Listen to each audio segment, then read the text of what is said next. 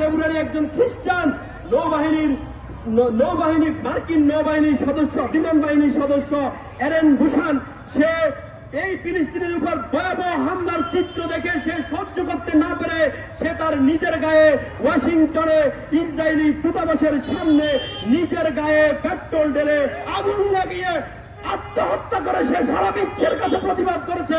ফিলিস্তিনিদের উপরে গণহত্যা চলছে, এটা অমানবিক, এটা বর্বরচিত হামলা। নেতানিয়াহুর এই হামলা বন্ধ হওয়া উচিত।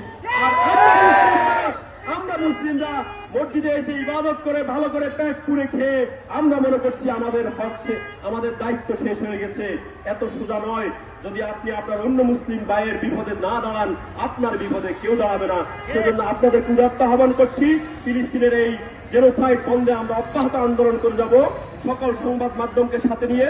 আমি গতকালকে ইন্টারন্যাশনাল সংবাদ মাধ্যমকে ইনভাইট করেছি, তো তারা বলেছে যে আপনি এত স্বল্প সময়ে বললে হবে না, একটু সময় নিয়ে বলতে হবে। সুতরাং আমরা আগামী শুক্রবার যখন বলবো, মাধ্যমে আল্লাহ তাআলা আপনাদেরকে সম্মানিত করবেন ইনশাআল্লাহ।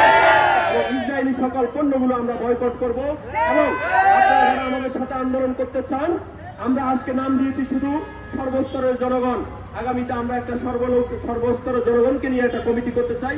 আপনারা আজকে যারা উপস্থিত আছেন, আপনারাই নেতা, আপনারাই কর্মী। এই বাইতুল মোকাররমা যে লক্ষাধিক মুসল্লিদের মাঝখান থেকে আপনারা যে কজন এখানে এসেছেন, আল্লাহ তাআলা আপনাদেরকে এখানে পছন্দ করেছেন। আমি আল্লাহর কাছে দোয়া করেছি কয়েকজন মানুষকে অন্তত দেন যারা এটা বুঝবে, তাদেরকে নিয়ে আমি সংগঠন করে ধারাবাহিকভাবে আমরা প্রতিনিয়ত আন্দোলন সংগ্রাম অব্যাহত রেখে যাব। এটা দেখে সারা মুসলিম বিশ্বের মানুষেরা আন্দোলন করবে।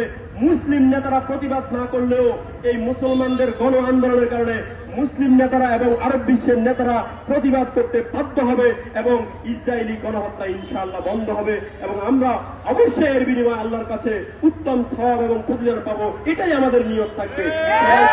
নাম এবং নাম্বার দেওয়ার জন্য অনুরোধ।